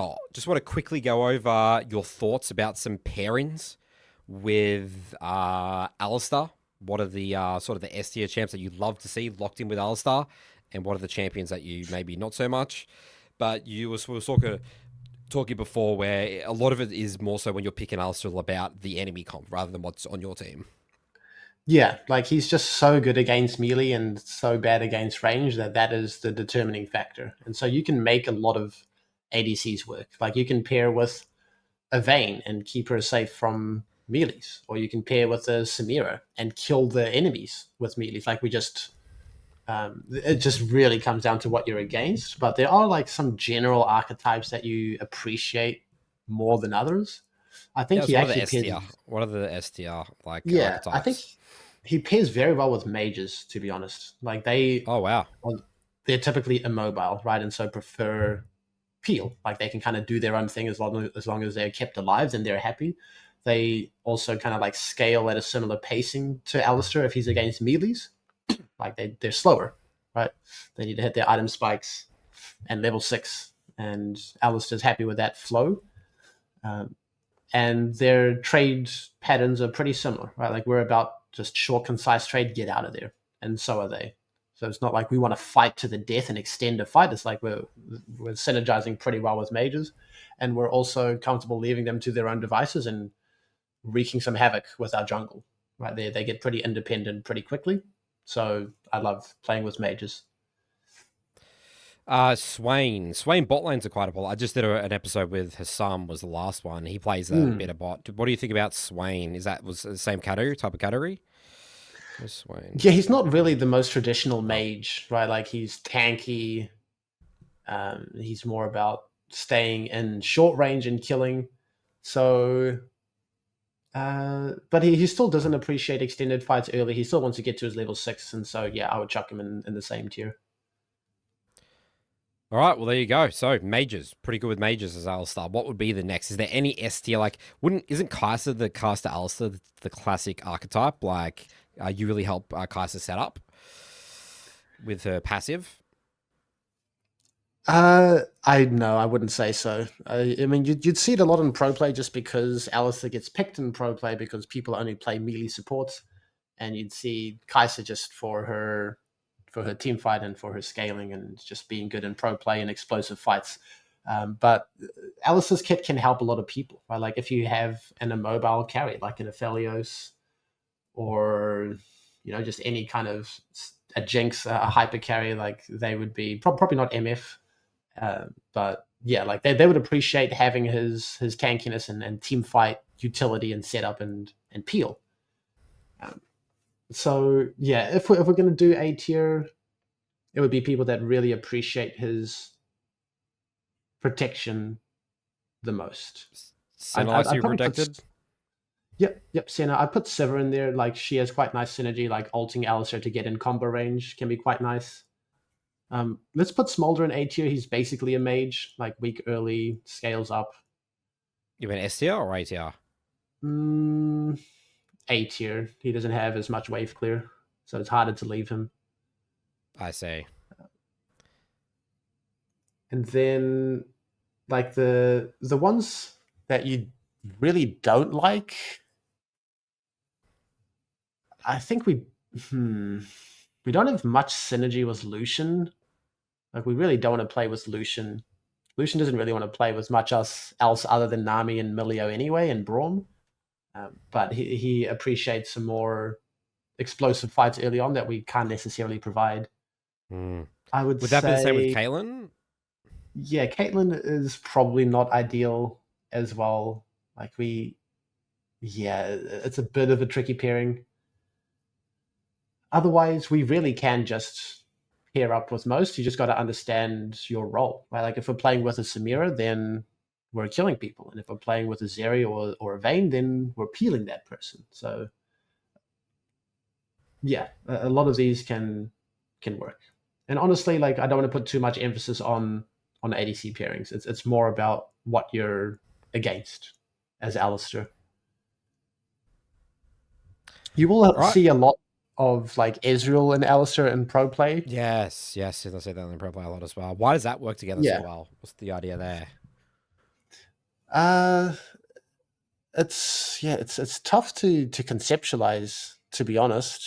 I'd have to think about it a little bit more, but it's hard to get on top of Ezreal. And I think if Ezreal has the freedom to like spam Q and E forwards, and then Alistar still has his CC to be able to protect him, then he can be really obnoxious, especially against melee matchups, which is what you'll see in pro play anyway. I don't think it's like anything amazingly special, but they seem to work well together. Yeah, he can basically work with any ADC. All right, well, that makes the tier list very easy there, Cupcake, because everyone sort of just, is fine with it. Again, it's really emphasized, you also emphasize the enemy support and the enemy champions. Yeah.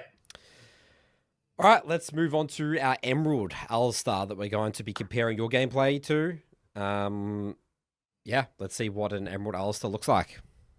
Okay, so Cupcake, here is our Alistar player. Been spamming a lot of Alistar recently. Actually doing quite well. Looks quite similar to your match history here, Cupcake. We got low deaths and we got a shitload of assists. First thing I'm noticing here is he's going Phase Rush Ignite every single game. What do we think about this? Yeah, so there's always personal preference for which of the keystones and heal versus ignite you want to take, but definitively incorrect to take the same thing every single game, right? Like sometimes the Aftershock is going to be better when you really want to index into peel. Sometimes Glacial is going to be better when you really want to lock down immobiles rather than have that selfish stat to hit your E yourself. So I'm all for personal preference, but if you play a lot of one champion, you have to be able to mix and match runes, items, summoners, or you're missing out on optimizing. Well, this guy's getting a lot of success with it, right? So what happens if this guy kept on getting success? Do you think that there's a point where Alistar will really start struggling once it starts getting to Diamond? I think he can probably reach Challenger if he plays well enough. It's not like it's going to make or break his games, but it's going to be a factor, and it could help him, right? It could objectively be better. It doesn't mean that it's going to necessarily cap him much lower, but if he's really comfortable with how this plays out, then maybe he'll find he'll have a better time than trying to switch up the whole time and not understand how to use the different parts of his build. So again, it's not like make or break, but especially if you're one tricking, you should learn different approaches. All right, let's look at the gameplay now here, Cupcake. Okay, so this game here, Cupcake, we are against a Pantheon, Ashe, and looks like we've already established in the OPGG review, we go Ignite Phase Rush every single game. Are you happy with these Phase Rush runes that we are taking? This is a very explosive matchup. Samira wants to kill, and Ashe Pantheon want to kill. So I feel like Phase Rush is just a little bit risky. Phase Rush is good to make sure you land your E when they're trying to get away. So they're not going to be running away. They're going to be running at you. No, So this is an Aftershock not. game. You think so? Yeah, this is Aftershock or Glacial. Like Glacial is going to help them to get stuck on the Glacial field and to reduce damage against your Samira and for Samira to follow up. Aftershock is going to be helpful for you to just be a bit more of a stat checker and just fight in melee. So yeah, I wouldn't go Phase Rush here. And this is also going to be a bit of a litmus test of a matchup, to be honest. Like, you got to know when you're strong and weak. If you fight too hard level 1, the game's going to be instantly over. You need to be healthy enough so that when you guys have threat, especially at level 3, you can pull the trigger and then you can kill. So this is, would you have warded this bush, or were you too scared to walk there by yourself against a Pantheon Ashe? You can always ward mid bush from base. They can't get there before you. They can't get there before you. Okay, got it. So, and you would do that in this matchup? You do like that? Basically every time. Yep. Every time. Okay. As Alistar level 1. Yeah, because they could be standing in that bush right now and then they could just right click us and we're going to lose. So you should go Q level 1 against you because you said W level 1 against range matchups unless it's specifically like the Rel there. Yeah. Or Yeah, Q's going to be a little bit more effective against Pantheon probably, but we're not pressing buttons ever one. Like we just need to respect. Now, fortunately, Ash has no idea what's going on, so she's not going to be slowing the shove down or punishing us and standing in our bush. Like we are not champions, right? Samira, Alistar level 1 are completely useless. Ash could completely bully you guys off this wave and probably deny experience, right? Like she should, So this is Ash's already end of review, to be honest. Yeah. So yeah, our job is just catch XP, stay healthy, get the last hits that you can within reason, but health and XP are the most important here. And so this is good so far. We're not charging in and taking silly trades. I think we could maybe find one passive stack with a W if they're closer to our side of the lane, but not the biggest deal. It is pretty risky because getting those passive stacks really helps us to stay healthy.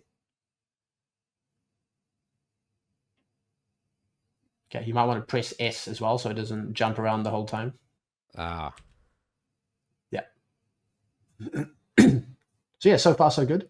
What you can consider with a phase rush setup is level 2. You find a WQ into auto to proc phase rush, soften them up, get passive stacks, run away, especially if they're on our side of the lane. So I think we're a little bit too scared, to be honest. Like you see how we've been getting passive procs and we're full health, full mana. Our second wind or bone plating hasn't done anything. Our natural health and mana regen has done nothing. Like you can also just help your ADC get a last hit here and there by walking forwards, applying some pressure. But now we're level 3. I would full send it on the Ashe. She will die. Oh no. That's just no. Such a good opportunity to win the game immediately there. So I guess the mindset here is like pure AD carry, not thinking about how strong the Samira level 3 with Alistar is. Is that, I reckon, the issue here? Yes. The mindset. Yeah, we kill. Yeah. You were level 3, we're healthy, we kill. We're Samira Alistar. Ashe will get annihilated. Not only that, Pantheon says, hey guys, I'm going to waste all of my spells and be useless. Please kill my ADC. That's what he's saying. And then we use our spells on the Pantheon who just used everything. So now we're useless and now our Samira can't do anything. So yeah, just a huge misread of the matchup. Can't overstate how free of a kill that was on Ashe. And that's quite a common mistake that I see is in melee versus melee matchups, the enemy melee support uses spells on someone. We freak out and use our spells on him. It was on him, yeah, then, that's right. It's one of the worst mistake you could make in a lane phase, right? In terms of a fight. It's just the logic just doesn't make any sense, right? You just kill the AD carry. Yeah. It just like feels like a thing you should do. Just like being near dying teammates, like you feel like you should, but it's stupid. It's good to see the contrast between that Rel fight skirmish where you just E the Rel, then you save your WE for the enemy. I think it was a Samira you against that game. It was all right. Yeah.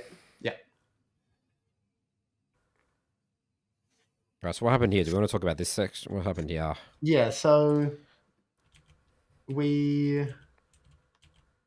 noticed the Briar.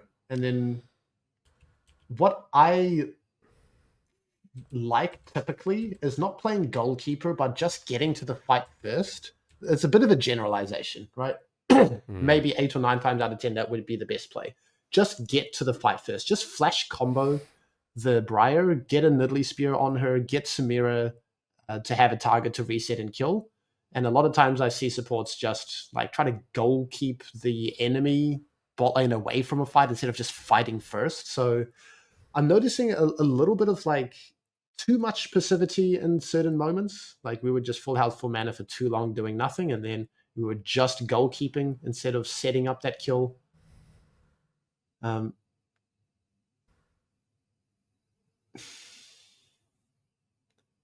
Yeah, let's have a look at that fight again.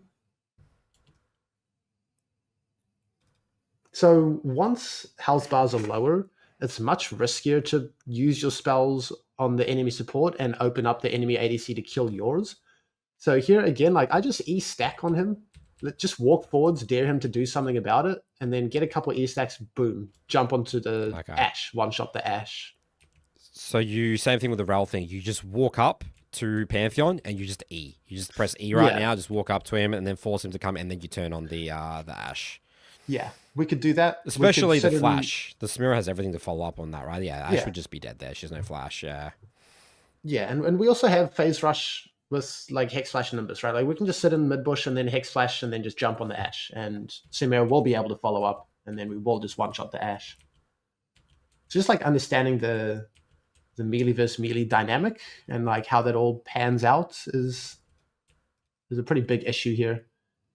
It does end up being successful, and we have the presence of mind to crash the wave and find a base, so that's cool. Is this the problem how you should be running mid here, not through bot, especially with the AD carries mid? Yeah, at the very least, for keeping options open through base. Always go gate. through mid, both through mid, yeah.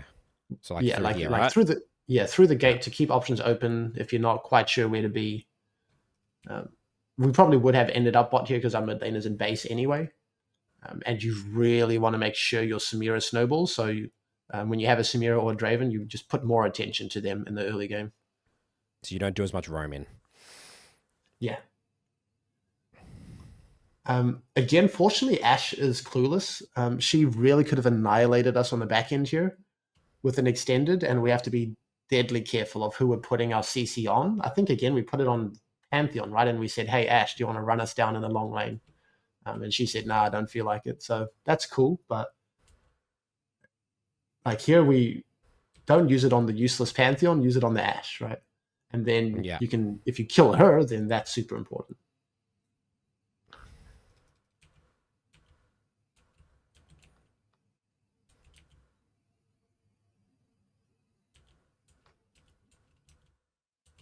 And sometimes you don't have much margin for error, right? Like if you guys get chunked on a few bad trades, then you just lose all threat suddenly, and then you can't play your lane because the only thing you have is threat. Fortunately, Ash didn't punish, and we're getting a few passive procs to sustain ourselves up. Collapsing.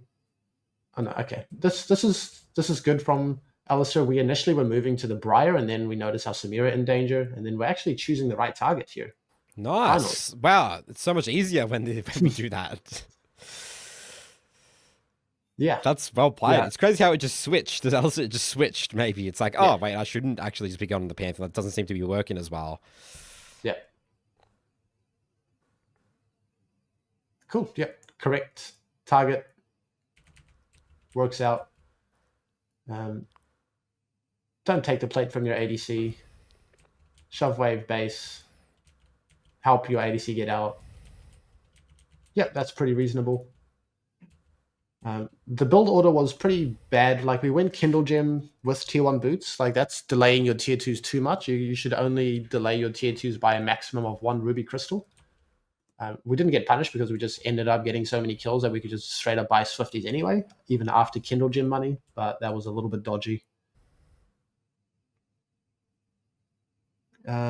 Here, this is not the pathing. Like I know we have a Samira, but her tempo is so delayed. Our jungle's going to be active on top river soon. There's an objective up. Our Galio has ult and TP. So you should be looking for again, action. There's probably going to be action around the grubs here with the Briar, right? So this is where you would leave your Samira alone. Yeah, just leave your Samira alone for a wave or two. Won't be the end of the game. Pantheon is the right idea. We're going to be slow to this fight. This could change the game. Yeah. Fortunately, it looks like they misplay and then they mistrack, and then we just kind of get a kill and we get bailed. Yeah. Definitely could have been a massive missed opportunity again, that whole thing about get into fights, look at where your jungler is. Yeah, it's definitely massive takeaways here. Are we going to flash combo? Nice. And then stand on the cone so she can't hit it. Whatever. Keep going. You have ult. Ping on the way. Ping shove. Oh, we don't have a top laner. Okay. And then stun. Okay, just die for the cause at this stage. Whatever. It's fine. Yeah, so I liked the intent. The execution was a little bit wonky. But yeah, we just needed to prevent her from getting that so easily. We should have been communicating to our our trundle more here to shove and dive. Because now we're just under a lot of pressure to make it happen immediately. And then, yeah, is what it is.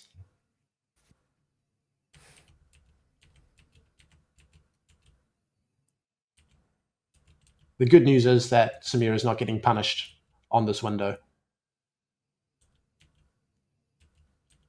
Because she's very punishable 1v2. We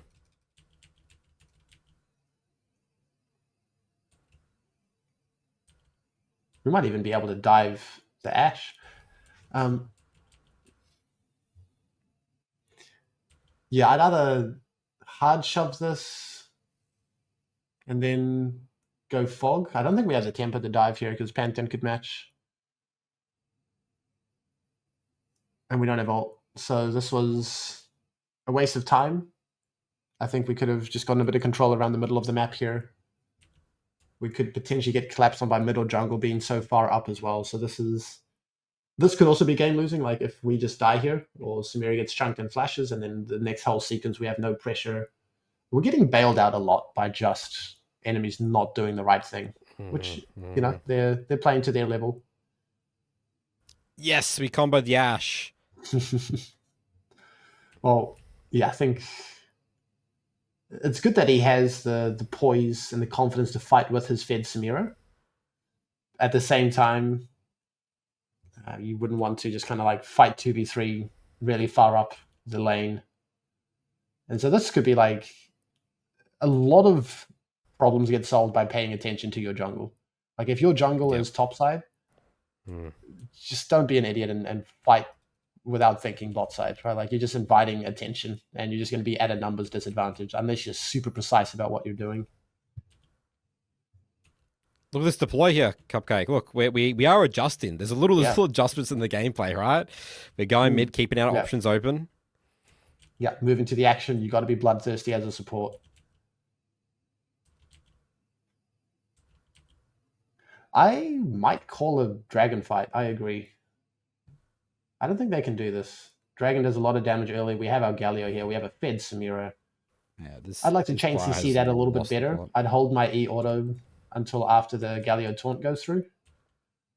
I wouldn't even combo here. Oh, we don't combo. Oh, we Q. That's good. But just don't auto here. Just chain CC it with your Galio. Not the end of the world. Yeah. And then we're going to be pinging forwards. Good. Looks like he's quite comfortable brawling on the champion, which is important. Ashe wants to die, so we'll oblige. I'd hold headbutt just in case we don't know if she has flash or not. But if we do know she has no flash, of course, we can just combo her. So by that you mean you would just walk up and just E, just walk up to her. You don't need to do your combo right now. Hold your combo because she has flash or not. Yeah. Yeah. People will just freak out and flash, and then you'll combo them afterwards, or they'll just die if they're in your Q range.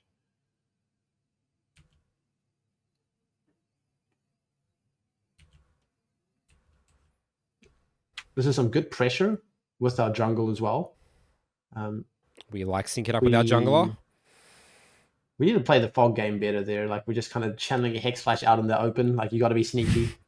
I don't know what's going on here, but maybe he's trying to maybe thinks out of Fog of War or something. Yeah.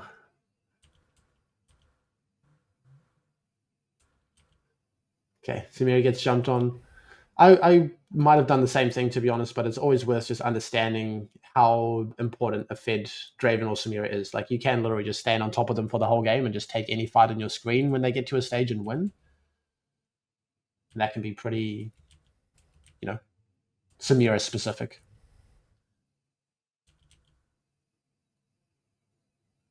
Looks like we're in a position to just roll them over with our wallets soon.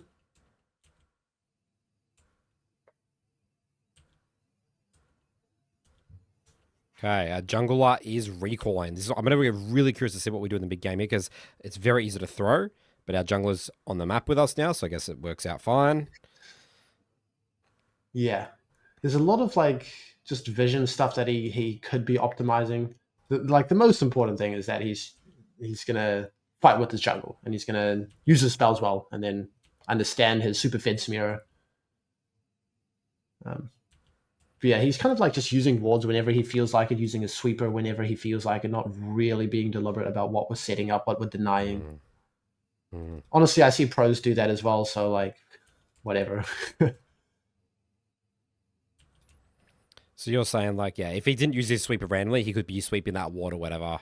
Yeah, and he warded a bush that he's going to have control of in the next 5 seconds. Like the ward he's standing on, yeah, like that shouldn't be warded. Like he controls this area, he should get the wards deeper up. Yeah, so exactly.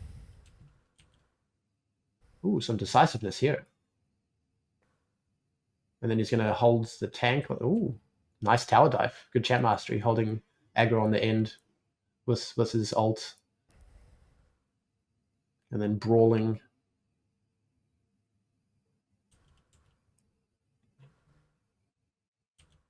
Cool. We haven't seen a failed combo, so I just want to mention that it's not nothing. Some good mastery here. Good foundations to build off of. Yeah, we can tell he's good at Alistar. I think he can learn a lot in terms of matchups, the bot lane, like vision, like playing the map. But we can tell he's a good Alistar player for sure. It'll be a miracle if we survive this. This is the thing about champions like Alistar and Leona. You didn't see this in my game because I'm very careful about never just being out of position and dying. But like your kit doesn't help you, right? If you're just out of position, you just die, like automatically. So yeah, you just got to be very careful about when you're saying yes to doing stuff, because you have no mobility, you have nothing to help you. He just dies. And this will be fixed by just paying more attention to your jungle. Our jungle was, I don't know, I think it was just coming out of base or something. Okay. Yeah, they're bot side. They're doing the wolves or whatever when you were up there. Yeah. So like maybe you can get away when you're like 20 kills up, but it's a very bad habit, and you're gonna get punished a lot if you're not pressuring at the same time as your jungler and not pressuring when they're not pressuring.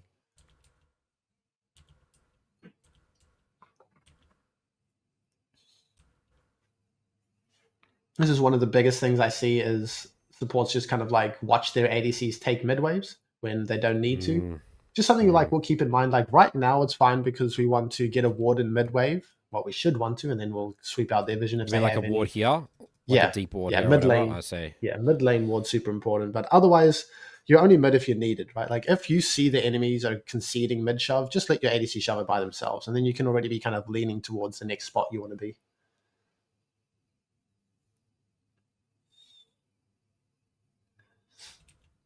I hate getting my ward spotted. Like that ward is too deep, it'll get pinked or swept every single time.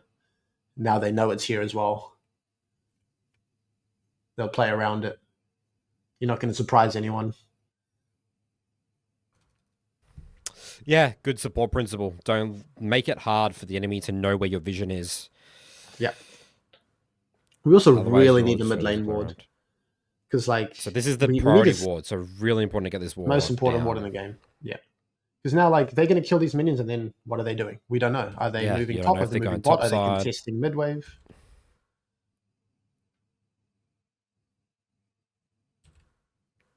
Yeah. This is, I hope our wallets carry us. Yeah. This could be game losing.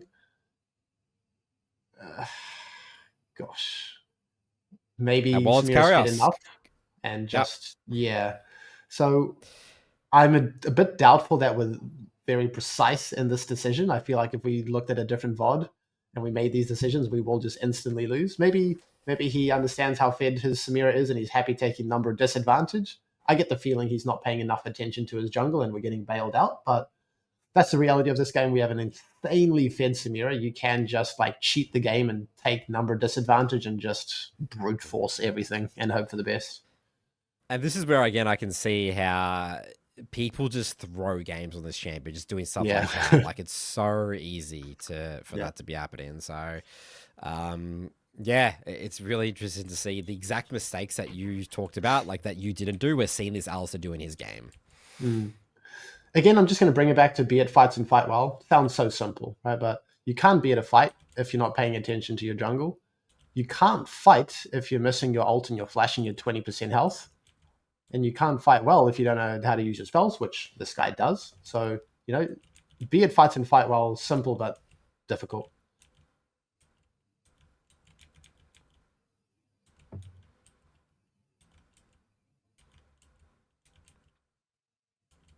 And at this stage, I think we're just strong enough that we're just going to say yes to everything, and it's probably going to work out. Yeah.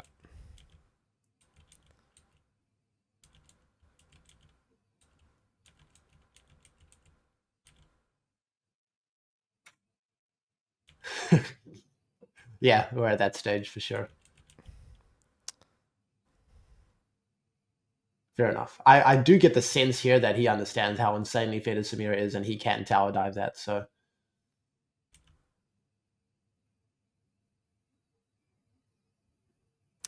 All right, I think that they're about to end the game now. Any other comments you would give to this Alistar here to improve? Yeah, laning phase was imprecise, and we got bailed out a lot. So we've really got to understand the matchup. We got to understand that if we get to level 3 in one piece, we kill, and we kill the ADC. We got to understand when you're melee versus melee, you are more careful about putting your spells on cooldown, and you're incredibly ready to punish the enemy melee support's spells by sending it onto the ADC. So a couple times this lane, we could have just lost the game. Level 1, we should have lost the lane against a decent Ashe. Ashe was just AFK at tower and didn't understand how hard she could punish. Ashe didn't understand how hard she could extend trades when Alistar used his cooldowns on the wrong target. And then some awkward fighting from the enemies, and we just started to snowball pretty quickly. So yeah, just understanding your strengths and weaknesses, and the lane was a big one. And then just paying attention to your jungle, understanding when you should and shouldn't be doing stuff. And yeah, if you build those skills, then it's going to be very, very important, because not every game you're going to have a 20 kills Samira to carry. All right, Cupcake. Final question here for you. Let's say you're obviously, I would like to think mostly support players are watching this. Why should they add Alistar to their champion pool? Sort of a bit of a pitch for Alistar. What makes why do you? I mean, you said you had a lot of fun making the Alistar guide for the Botland Academy over the last couple of weeks. Why do you love Alistar? Why should people play it? He's such a beautiful, like, purist champion. Like, your decisions are just out there for the world to see. You're not going to get bailed out by a LeBlanc Wing back, or a Z5 Shadows going back to safety, or anything, right? Like, you're there. You're short range. You're not sitting 2 screens away pressing Nami, W, and E on people and being useful. Like, you've just got to make clean decisions, click well, use your brain. And I think it's just so pure and so beautiful of a way to approach League of Legends. Like playing in a mobile ADC, for example. Like, you just have to be good at the game, and you have to understand your champion. I think that's so fun. So he's, for that reason, just like the champion alone appeals a lot to me. So simple, but so complex. And then just being able to deal with like melee champions so incredibly well is great to have in your pool. Like, you're going to come up against melee champs a lot, and they're always going to be in top jungle, and sometimes they're going to be in support. And if you can have Alistar as a bit of a free win button to just be a nuisance in the front lines, then he's definitely worth considering. And I think he's one of the best at doing that. Because if you're playing something like Braum or Janna, it's very reactive, and they can kind of pick their moments. But Alistar, like, you can ask tough questions that Janna and Braum can't as much, and then you can really just take it into your own hands and counter them, but still be proactive, if that makes sense. Awesome. Definitely learnt a lot about Alistar for me this one. I mean, I've tried to dabble with Alistar a little bit, and this has definitely motivated me a little bit more to be my support pick when I play support instead of my classic Nautilus. Any final shout-outs, Cupcake? Looking forward to anyone who wants to join and learn more of Alistar in the BLA, or for my current students who have been interested in picking up the champion. I can't wait to talk about this champion. Honestly, So fun. You want to Such see an people amazing playing this in time. your review sessions. Yeah, You got to yeah, get people he's like, come on, awesome. Boline Academy supports. Let's see some Alistar, Exactly. especially in reviews where you see against our melee matchups. Yeah, passion is contagious. I absolutely love this champion. I hope that some others can appreciate it, and let's explore the limits of this wonderful League of Legends champion. All right, awesome. And yes, Cupcake is our head coach in the support part of our support players, the almighty leader of our support players in the Boline Academy. So there will be a link in the description below if you want to work with Cupcake and some of our other support coaches. All right, we'll see you guys on our next episode.